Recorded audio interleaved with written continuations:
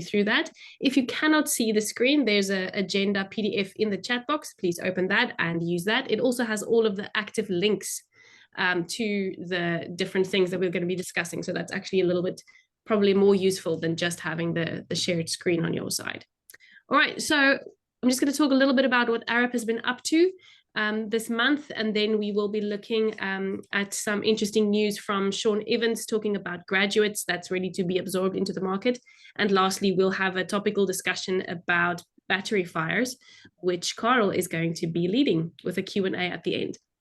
All right, so from our side, AREP has been quite busy this month. We have a total number of 3,529 members, which includes all of you, obviously. So it's great to see how the association has been growing, and every month there seems to be a lot of uptake and more discussions happening in the industry, which is really good to see and encouraging. Then also, we have something called company members and founding members here at AREP, which means that you can have a subscription to get access to more industry information and get a little bit of marketing exposure if you are one of these company or founding members. And at the moment, we have 90 company members and a total of 17 founding members, which is also great. If you are on one of these subscription models, then you can also join our steer comms, which are in-depth discussions focused on a certain segment of the industry. So for instance, when Hein was asking, is this the distributor steer com? That's what he was referring to. He's one of the founding members. Harold is one of the founding members. And we are on a steer com that discusses distribution issues in South Africa and comes up with innovative solutions. Then lastly, over the past month, 110 people have taken P4 tests, which is great. It's really good to see that South Africa is upskilling themselves and getting the necessary information to do a good job when they are doing installations. All right, so the next point, I wanted to tell you about the banks who I have personally confirmed with do accept the P4 accreditation. Hi, so everybody. I'm not sure if you can hear me. Someone can please confirm. We can hear you, Anne, yes.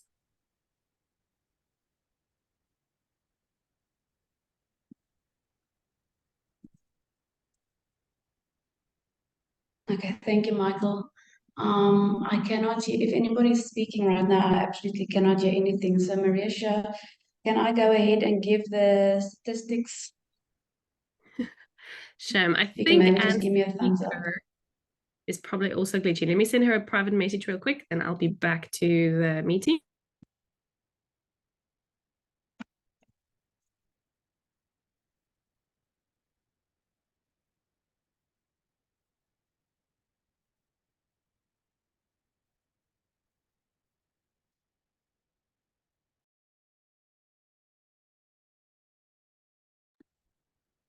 All right, so Anne is going to move on to the bank slide, and then you can see all of the different banks that are currently that has confirmed in person that they do accept the P4 accreditation. So I spoke to the relevant people at Standard Bank, FNB, Nedbank, and Capitec. So that has all been confirmed. I'm struggling to get a hold of the people at ABSA, but I am working on that as well. If anyone has any trouble with one of these banks getting some financing approved because of the P4 specifically, please let me know, then I can try and mediate a discussion there. There has been, some of the banks have let me know that their internal processes don't always reach all the branches and all the personnel. So then sometimes there's just a little bit of misunderstanding, but these banks have confirmed on the top level that they do accept the P4 accreditation. All right. So the next point on the agenda is looking at the hybrid test report booklet. So in the month of October, we decided to print the hybrid test report in a little booklet that is easy to tear out. This booklet is actually available for you to order if you want. The report itself is free to download. If you want to download it, you can download it on the AREP website, so you can use it for free.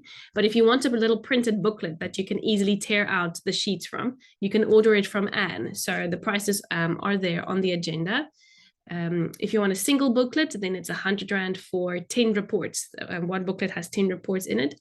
2 booklets, 180, and 5 booklets, 375. So this is just to make it easier for you to have your AREP report at hand and make it easy to tear it out and give it to your clients while you're there. You don't have to do all the printing yourselves. There is an option for you to have a custom one printed with your logo on the left-hand side. So you can maybe look at that. If you download the Excel version from our website, then you can insert the logo yourselves and go ahead and do that.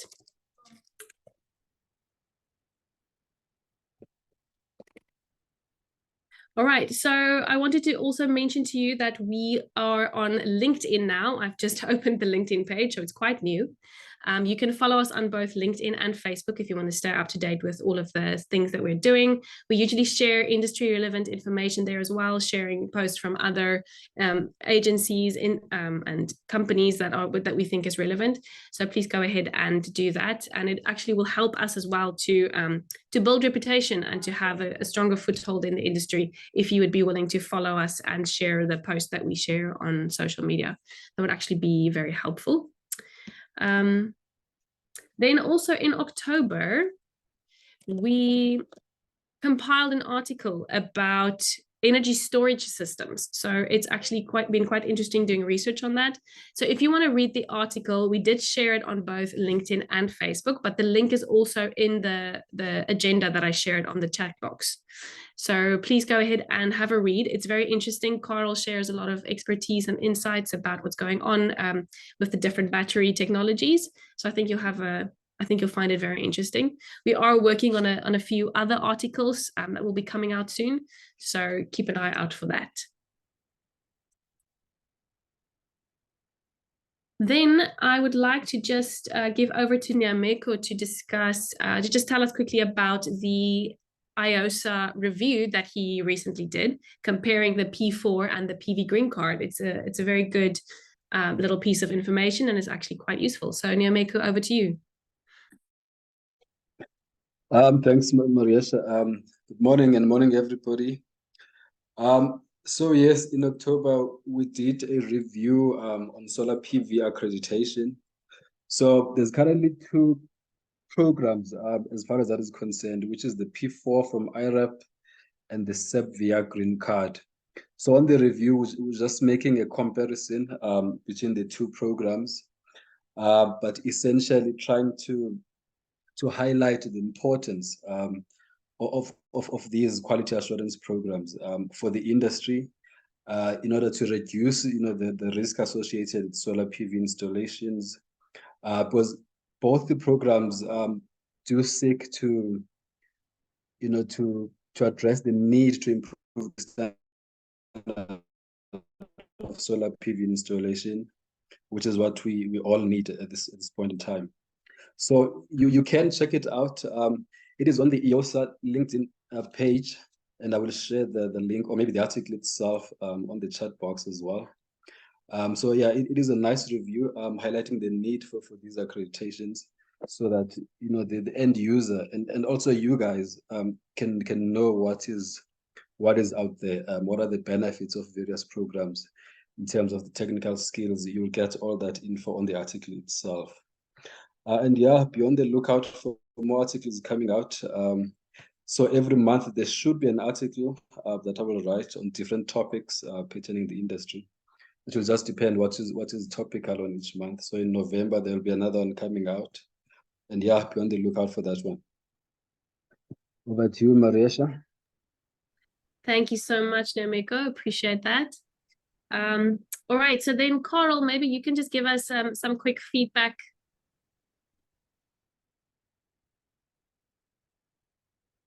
Maybe you could just give us some quick feedback on the Energy Indaba that we attended as AREP.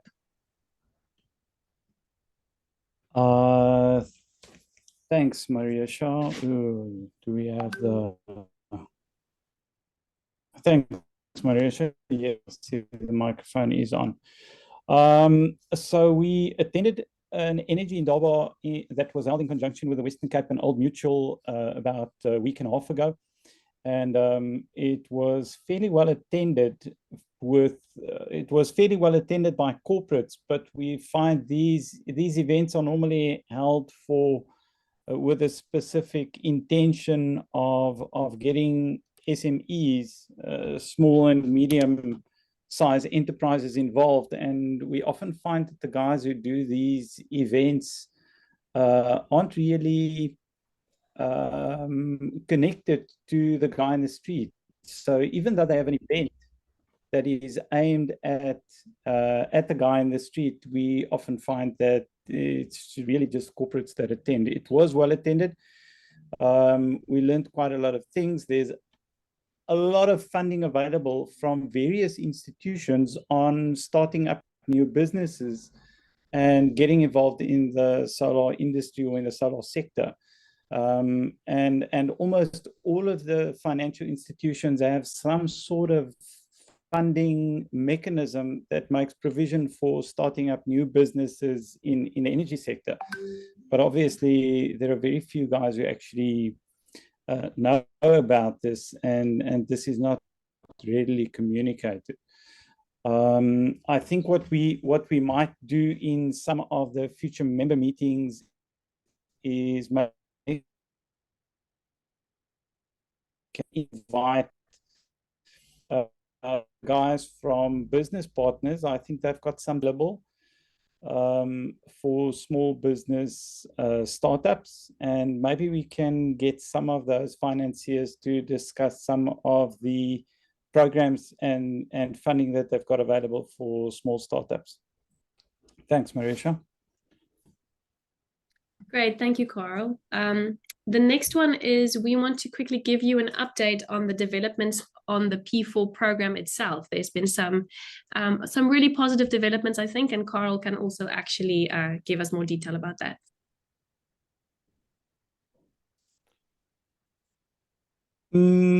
Okay. Let me just quickly have a look. The P4 sales test. So we've expanded the questions. On the, we took two tests, we combined them, and we've made a sales test that is applicable for guys who are distributors. For example, so if you have a distribution outlet and you have some sales guys, you can put your sales guys through the solar PV sales test to see whether they actually know what they're selling. We find that a lot of guys who are involved in selling solar equipment don't always know what they're selling, and they make promises to customers that aren't realistic. So you can put your product sales guys through the sales test to see whether they know what they're selling, and you can also put your system sales guys through the test. So a system sales guy would be a guy that visits an end user, and he would be selling systems to the end user. So you are able to put your sales guys, whether they sell products or systems, through the sales test. You can have a look and see how they do as far as knowledge is concerned. I think it's quite a difficult test. It's a difficult test, and it's quite it's technical, but it's obviously focused on being able to sell. So it has nothing to do with the design of an installation. It has more to do with, do your guys selling the systems know what they're selling? Just a couple of questions on the differences between an AC fuse and a DC fuse, for example. Maybe a couple of questions on solar panels, and that kind of thing. Nothing technical from a design aspect, but do your sales guys really know what they're doing? Then the AREP for level 3 or P4 company accreditation. So we are getting to the point where it's possible for us to have installations assessed. Guys, if you have a look at the comparison Nyameko was talking about, Nyameko, have you dropped that link in the chat box yet? Yes, I've dropped the PDF with the article. So, but that's the test report link. Where is the link to the Where is what I see over there is AREP.online, uploads, AREP hybrid test report. So that's the test report itself. Where is the comparison? I'll quickly share. If we can get the link to the comparison, that'd be great. So the comparison, one of the things that you will see is in the PV green card, the guys do a physical assessment, but the physical assessment is done in between a number of guys doing the assessment at the same time. So what we've decided we would do in order to create another level is to be able to offer the inspection of your installation. So we would be able to, we as AREP would be able to send out someone to inspect your installation, and they would measure your installation against the hybrid test report. Once you pass that inspection, you would be able to get a level 3 accreditation, and you would also be able to inspect other installations. Guys, it's a kind of a peer review program, so you have the ability to inspect other installations, and but in order for you to inspect other installations and get the guys to get involved in the industry, you have to have your installation inspected. So what we've done is for the month of, I think we said November, let's just see what the slide says, 10 free P4 level 3 accreditations in November. So if you are based in the Gauteng and you want to see whether your installation matches up, so there are two reasons we do this. One, we want to create a bit of excitement in industry, and the other is we want to make sure that our processes are bulletproof and our processes are solid. So if you've got an installation, it's in Gauteng, AREP will send someone to come and have a look at your installation and assess it against the hybrid PV test report, free of charge for the first 10 guys.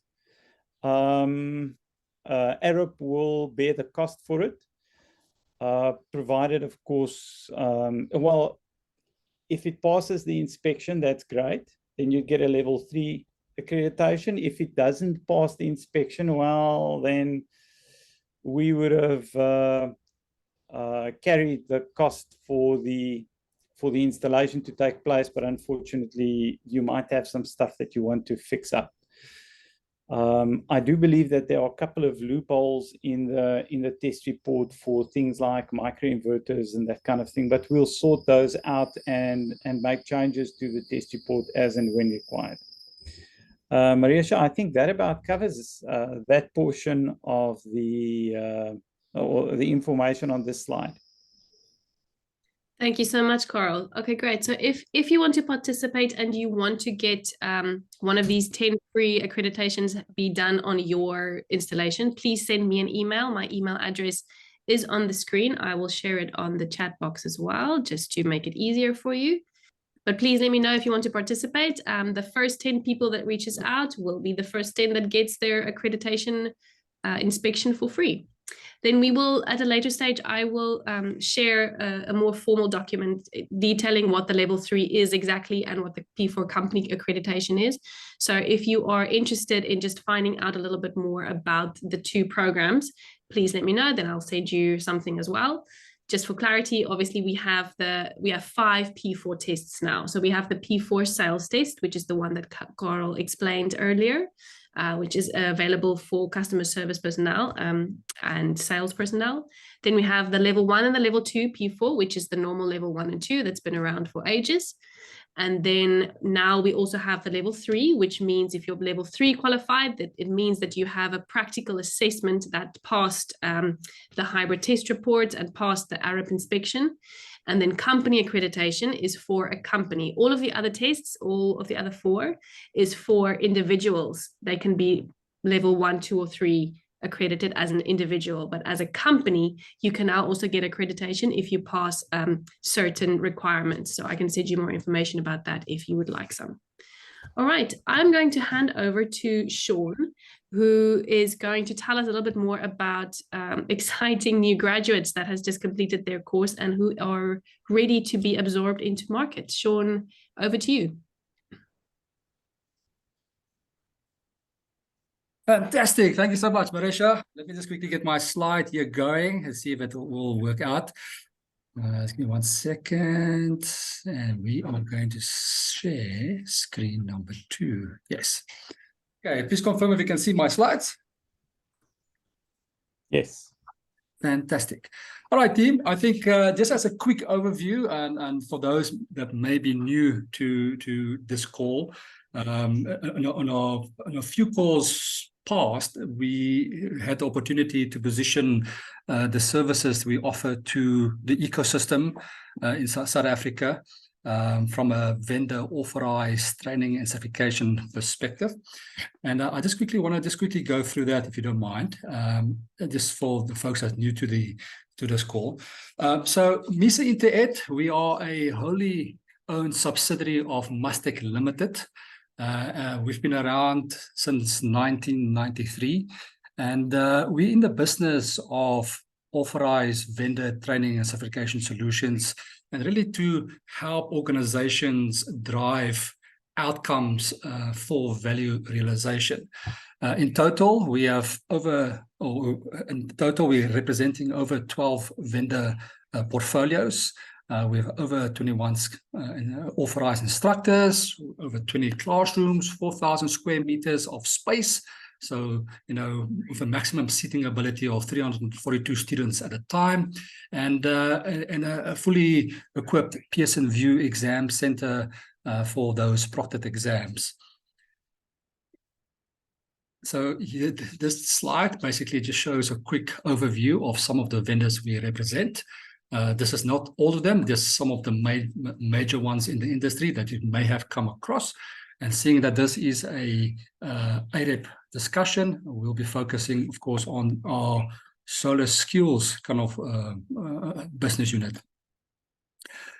So team, yes, I think, being in the business of, driving outcomes for organizations and really influencing that capability. Now, if we look at the capability of an organization, where that's typically your people, process, technology, and tools, we really focus on the people capability to really, how can we, upskill and grow an individual to help you drive, capabilities and outcomes.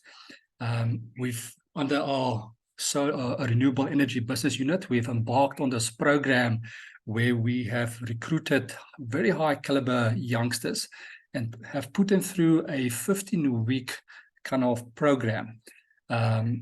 Short and sweet, 15 weeks, to cover things like, introduction to PV technologies, workplace health and safety for PV technicians, the tools and equipment and the materials that you'll be using. We cover aspects of electricity, electronics, wireways, wiring, earthing, electrical supply system, protection system, lightning protection, and then we'll get into the renewable energy side of things. So really focusing on what are the various components of the PV system.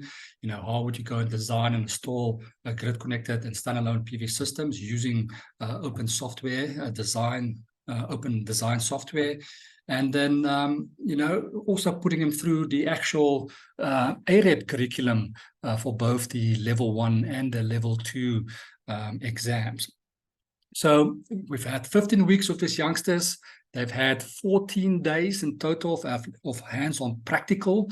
So over and above all the theory that were covered, we really tried to put that into practice from a practicality perspective. If you ever visit our offices, you'll see that we have various roof designs, roof trusses, with, might it be a tile, zincs, roofs, you name it. The guys get to install the actual panels on the roofs, with the relevant brackets, how would you connect the inverter, the batteries, etc., applying, the AREP standards and, of course, the checklists that AREP has designed. So this is also part of youth enablement initiatives that we're running.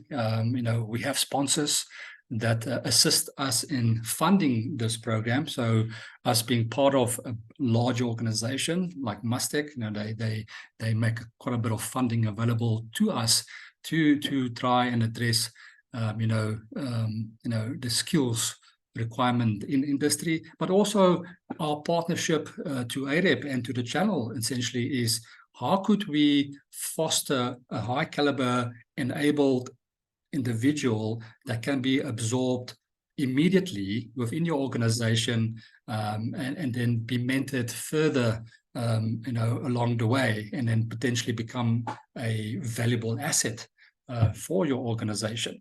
So that's kind of the aim. And I have one of my colleagues on the call too, Carly, that will also just speak to the department that we are heading up. Is called our workforce department, that falls under our talent division, where we obviously go out and about to recruit these youngsters. So, Carly, if you don't mind, just quickly share some guidance for us on, the recruiting process when it comes to these youngsters, please.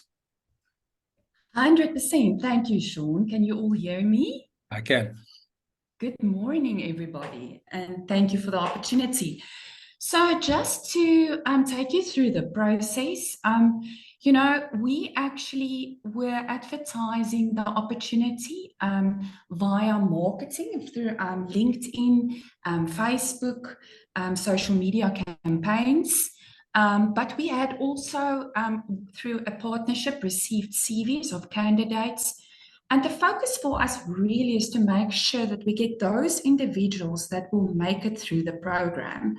So we started off with over 250 candidates, and we went through rigorous assessments with these candidates, from Odyssey risk assessments. Now, Odyssey risk assessments really tests the ability of the candidate to actually go through the entire process and come out with a certification at the end. Not aligned, of course, to the certification criteria, but really to test the attitude, the aptitude. There's numerical tests and there's logical tests in there, and to assess the risk. The higher the percentage, the higher the risk of the candidate to pass the program. We looked at males and females. Like Sean mentioned, with the huge and alarming youth unemployment rates top of mind, I must say, interestingly enough, the majority of candidates that we selected for this program was females. So that was quite interesting. When we did the interviews with these candidates, we had face-to-face interviews with them, but we tested a couple of things. One of the things would be their physical abilities. So we put a few obstacles in their way that they actually needed to pick up and move, just to test that.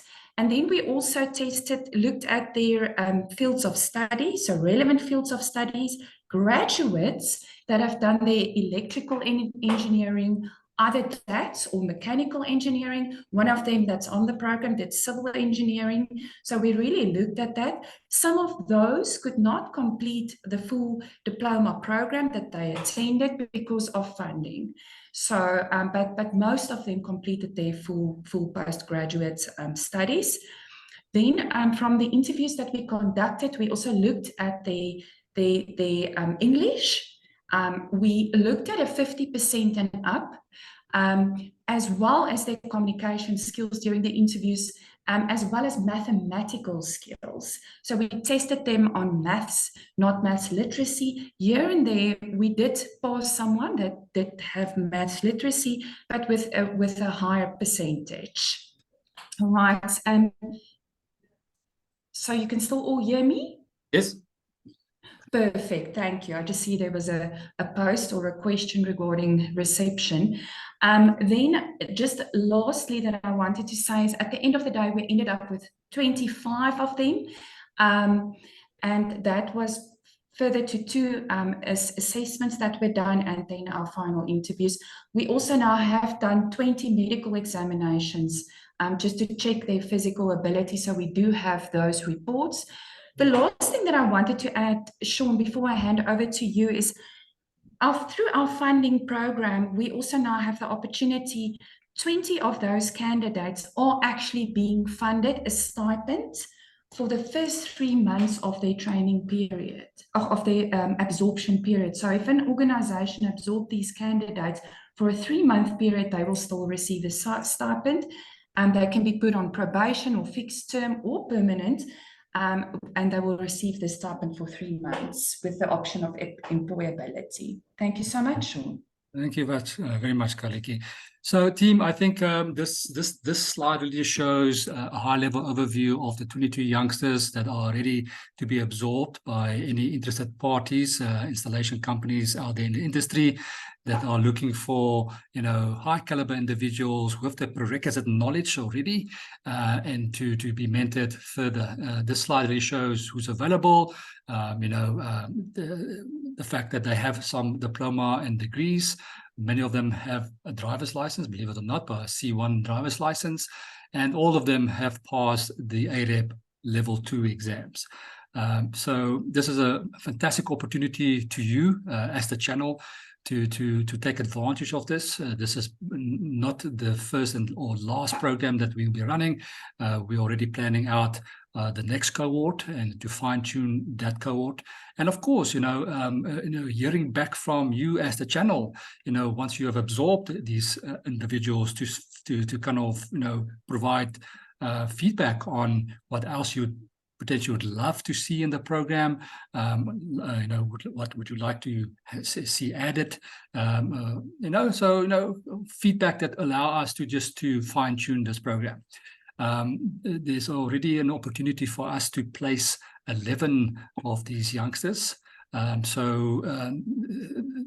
Seats are going quickly, if I can put it that way. So 11 may already be placed as from 1 November.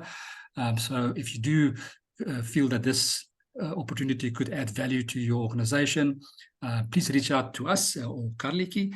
There is a QR code on the top right screen that will just take you through a bit of a questionnaire. You can leave your details, that we can get back to you, or just make contact with us directly, and then you can come and interview the youngsters to see if they will be a great fit for your organization ultimately. I would like to leave it at that. And if there's any questions, I'm happy to answer. Thank you so much, Sean. Appreciate your and Carly's time. All right, now it is time for the topical discussion about battery fires. And Carl, over to you. Thanks, Mariesha. Just before I continue with the battery fires topic, Sean, I just want to summarize this. So you've got 22 guys. I know Carly said you started with 25. Yes. But you've got 22 guys that has 15 weeks worth of experience. Most of them either have a national diploma in some field of engineering, primarily, which I saw on your list there was electrical, some with civil, some mechanical. Mm-hmm. Most of them with driver's licenses, and you are going to pay a stipend. So how this works for the guys who are joining the meeting who doesn't understand how this works is when you employ someone that is earning a stipend really just means that they are being funded. So for the first 3 months, you would be able to use a guy that is skilled. Maybe I'm not sure whether I should say skilled or semi-skilled, but let's go with skilled. He might not be experienced, but he would be trained. So we've got a guy that's skilled. Most of them have a driver's license. So you would be able to get this guy, get him involved in your business, and he should be able to have a positive function where he contributes to whatever it is doing in your business, whatever it is he needs to be doing in your business, whether it is supervising, driving them to site, collecting. It doesn't matter what the function is, but these guys are already employable, and they've been trained on doing aspects of solar. That's quite amazing. That's quite an investment that you guys can make use of, and all you need to do is just to interview one of the guys. It sounds like at MECER's offices in Midrand? Sean? Yes, absolutely. They can welcome to come through to our offices directly to meet with the youngsters, or we can set up a virtual team session with the interested party. Okay, that is very exciting. That's a nice program. And if you have a small business and you're looking for guys to add value to your business, why not make use of someone that is going to have their salaries paid for the first 3 months. Now, a stipend is not a massive amount of money, but it's enough to keep the guys going. Thanks, Sean. Thank you so much for the opportunity, team. Thank you. Okay. Guys, we are discussing, I like Maria's wording in saying it's a topical discussion. I suppose it is a topical discussion. I just want to get to the right document. I think that's the one.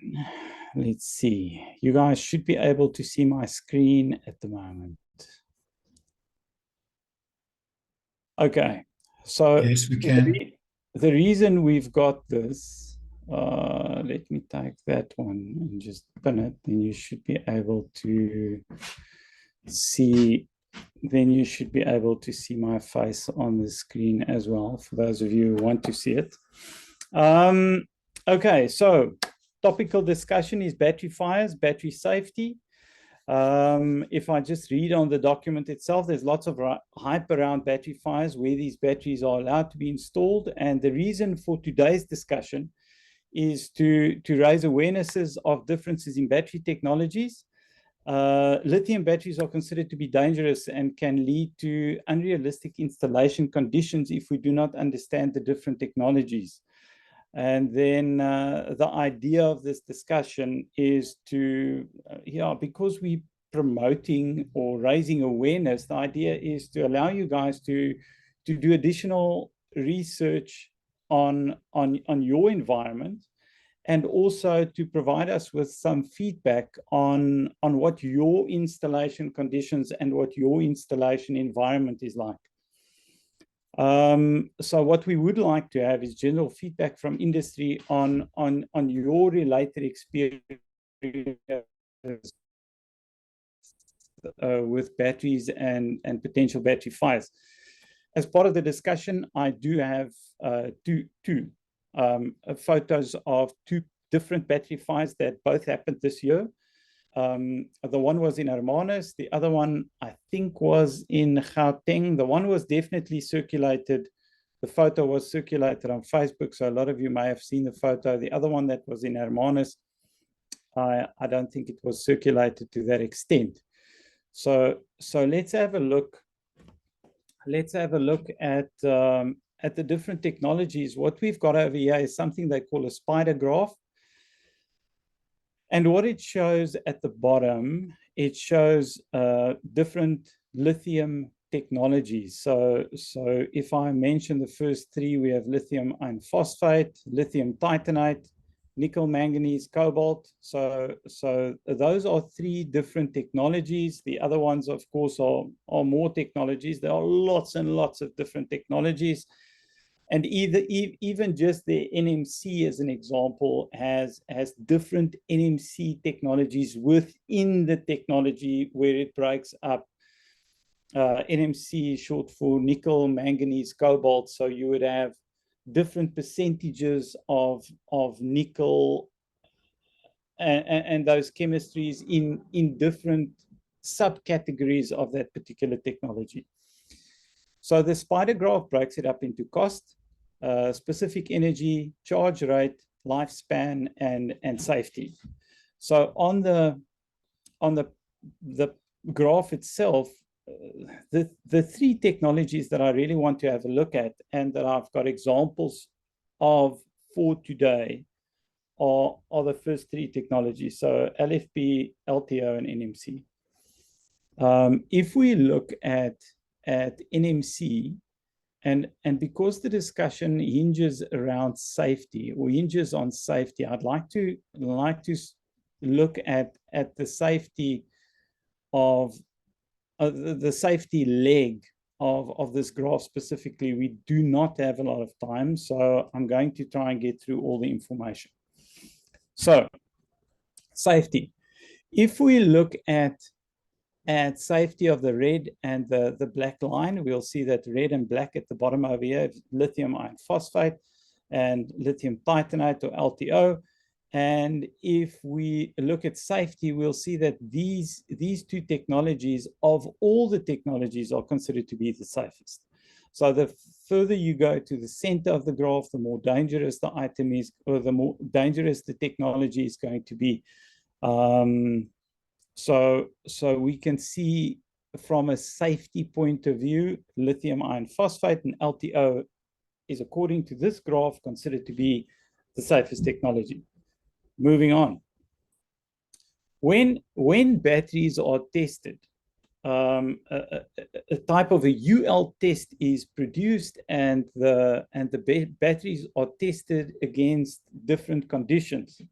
So the UL test is, as I've mentioned up there, essentially a destructive test environment, and they test the batteries under different conditions. I touched on this report a couple of months ago, and then for some reason or the other, we just never had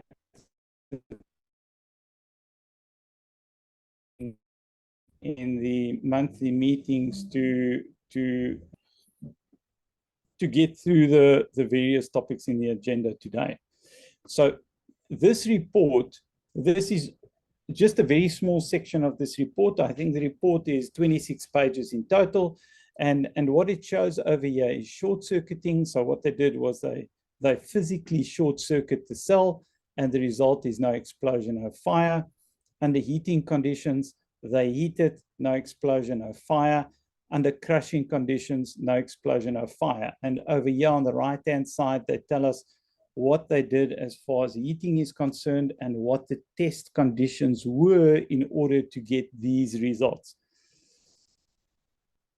Before we spend too much time on the test results, I just want to have a look at these. So amongst other, they test short circuit, overcharge, crushing, heating, and other tests.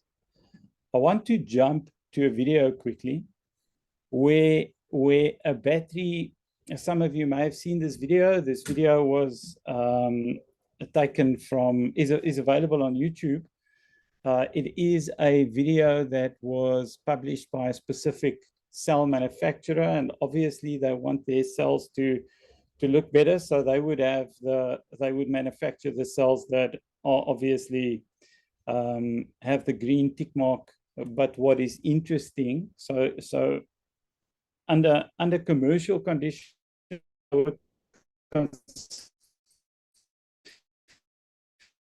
the tests to be tested. But if I look at the tests that are being done and how they're being done, then we can draw certain conclusions on the tests and the test results.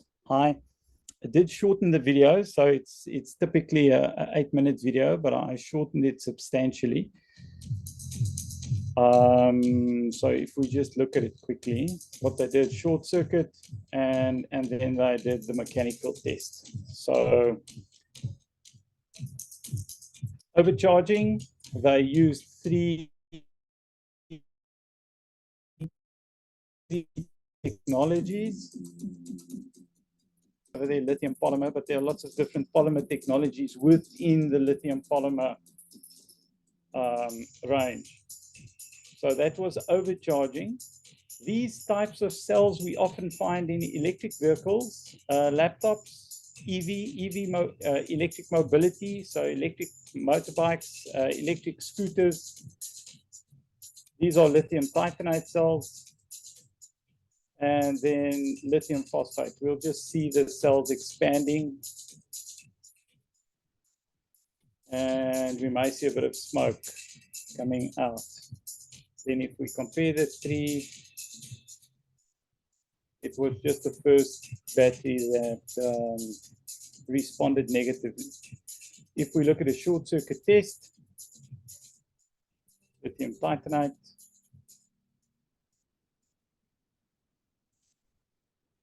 see it releases whatever liquids or fluids were inside of the cell.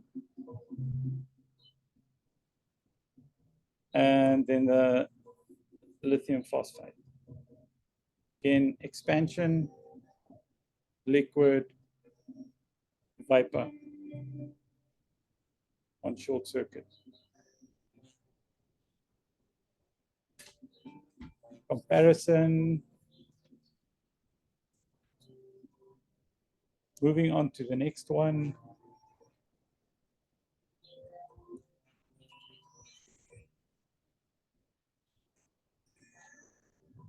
Mechanical damage. I personally would not be the guy holding the axe. I would be the guy right at the back, watching the guy with the axe.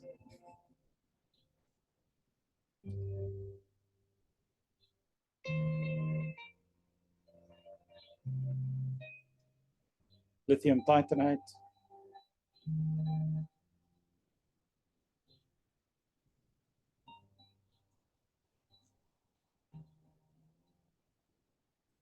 The vapor that is produced during these tests are toxic. So it's not the kind of thing I would try at home. You'll see that most of the guys that are involved in these tests are properly geared.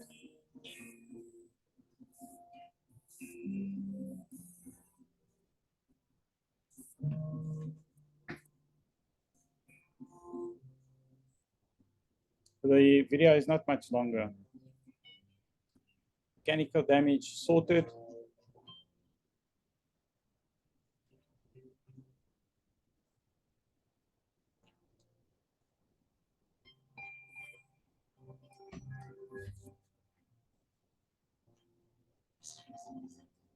Next one is ignition. So those batteries immediately explode. Lithium titanate. Casing burns off and the battery splits or ruptures. Or the cell, sorry. I shouldn't refer to them as batteries. The cell ruptures. Lithium phosphate is exposed to fire and left to burn, and the only thing that burns is the outer casing.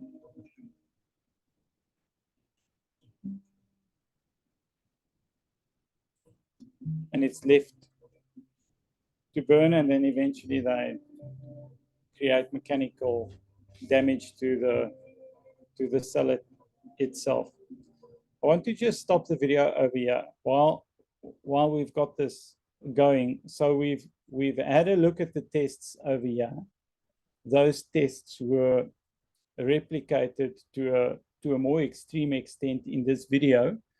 And now I just want to quickly have a look at some examples. So over here recently on TikTok, not certain of the date of the event, but this particular video circulated on TikTok. There are other Renault Zoes that have exploded in Italy earlier this week. And this particular model was recalled a couple of years ago because of hazards and dangers around fires. I just want to, it's also a very short video. Now, the reason I wanted to include this video,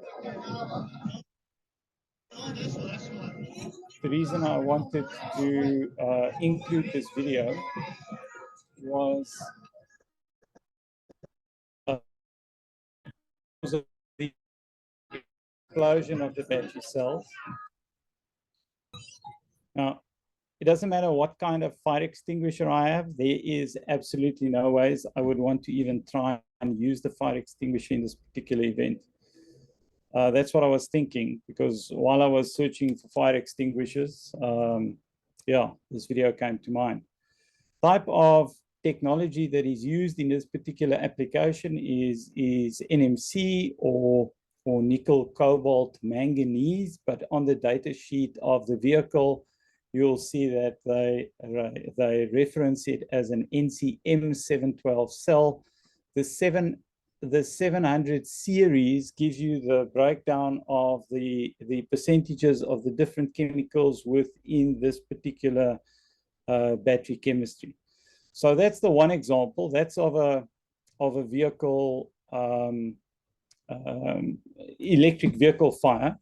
Then in South Africa, earlier this year, this photo was circulated on Facebook showing a Greenridge battery, but what we see is we see a lot of fire. We see a lot of fire damage, but all of the batteries in this particular fire are still intact.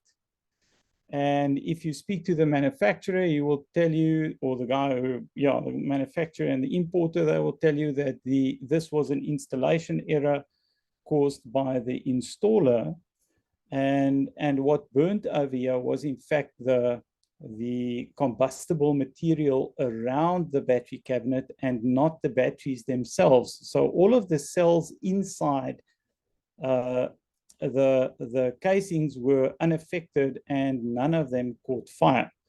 So we see at the bottom the battery pack sustained damage, but only the BMS burnt along with other flammable materials such as the cable, insulation, etc.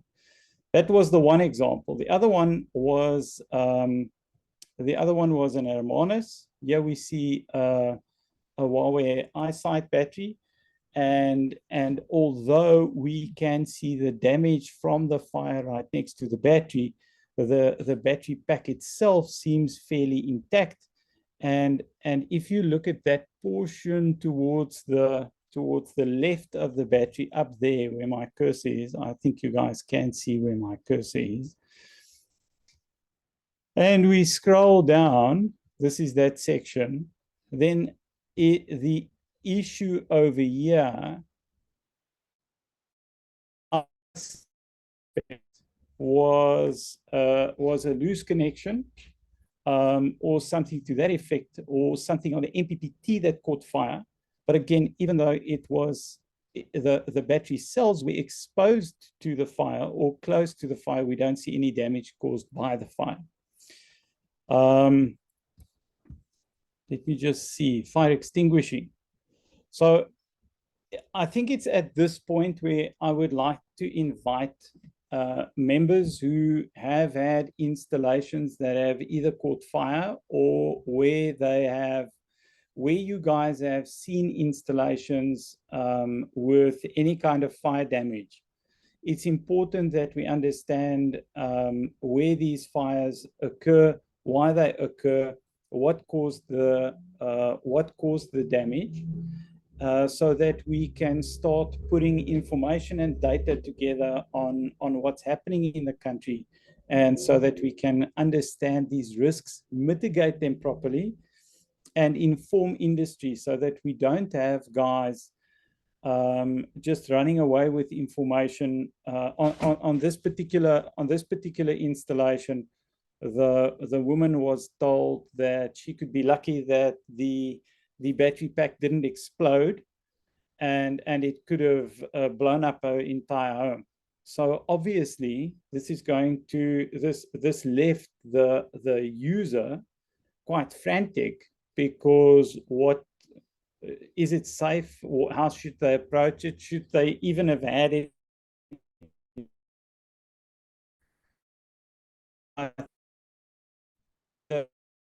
Not only use this particular battery, that's using this particular battery is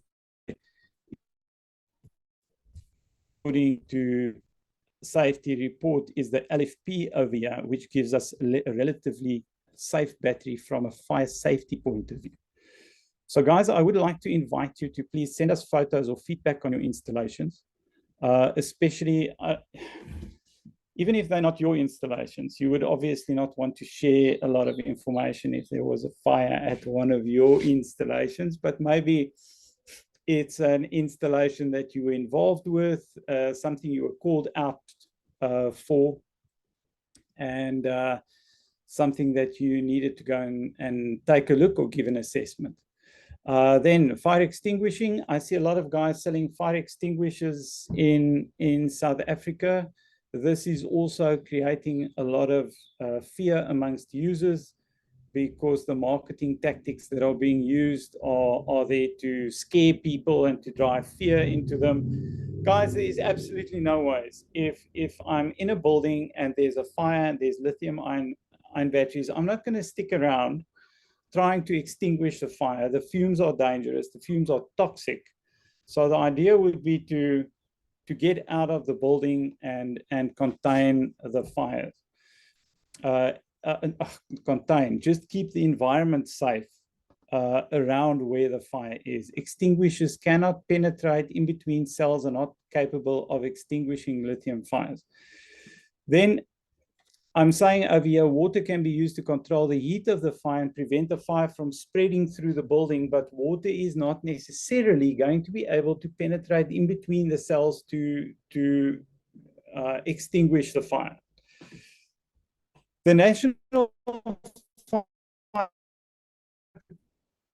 Agency is a US-based multi-hazard assessment of lithium-ion battery energy storage, and in the beginning of their report, they were advised that water could not be used to extinguish a fire, but towards the end of the report, test results indicate that water can be effective extinguishing agent.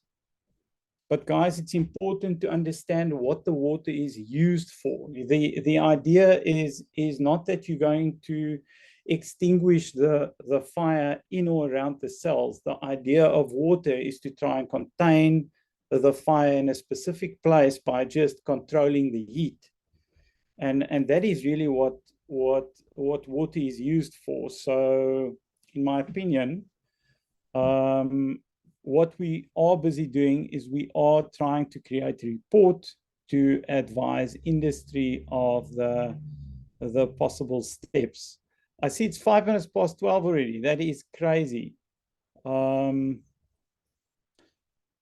you share this document? Peter, yes, I'll share the document with you guys. The video is also going to be available of the meeting, so you guys will have access to the video. Are batteries put through the SABS testing or City Power approval? Michael, not at this stage. The SABS doesn't have the ability to test anything. That is not entirely fair of me to say that, but the SABS does not have the ability to test batteries or inverters or solar panels. Yeah, maybe I should stop there.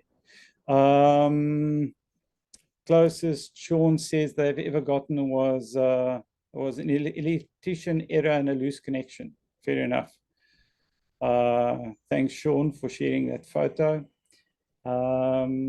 Yes, you can upload pics. I'm going to have to share that at a different stage, though. Maybe we can do it through a newsletter. Is insurance cover for solar systems easy? It should be fairly easy. You would just need to have a COC. They ask for all the documents. Thanks, Sean, for answering that one. Then they want the invoice too. Yes, so they can specify cost. One experience is that not to get some cells wet, I had a lithium battery start to burn just with some water. Yeah, thank you very much. Start to burn with some water that fell on the cell. Thanks. But that must have been an open cell. And then can we upload pics? Guys, yes, you would be able to. We'll send you those links. And then lithium burns at a very high heat, correct. Guys, we are over time on our meeting, as the meeting is supposed to end at 10. So I do apologize for extending beyond the period of the meeting. Mariesha, are you there? I would assume the guys, if they have questions, would have to send them via email. Then maybe we can address them at the next members meeting, or we can have an online webinar that focuses just on battery. That's a good idea. Let's do that. Let's end for today. If you do have any questions or if you want to have more information on the specific topic, please send me an email. I've shared my email address quite a few times on the chat, but I'll do it one last time so that everyone has it. And then thank you very, very much for joining us today. It was great to seeing all of your profile pictures, at least. Yeah, we will see you next month for the next members meeting, which will probably be the last one for the year. So don't miss it. Thank you, everyone, and have a lovely Thursday.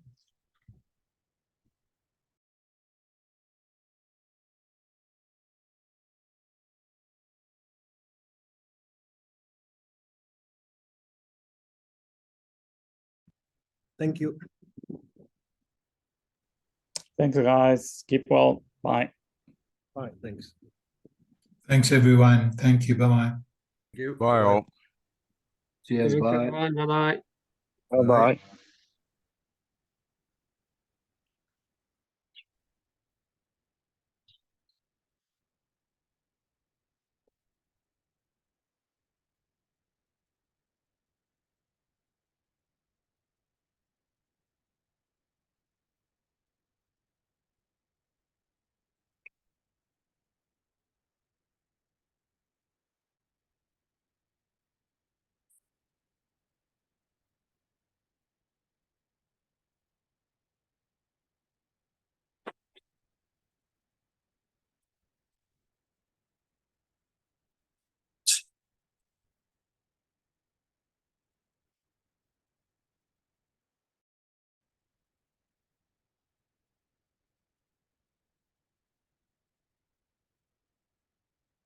Yeah.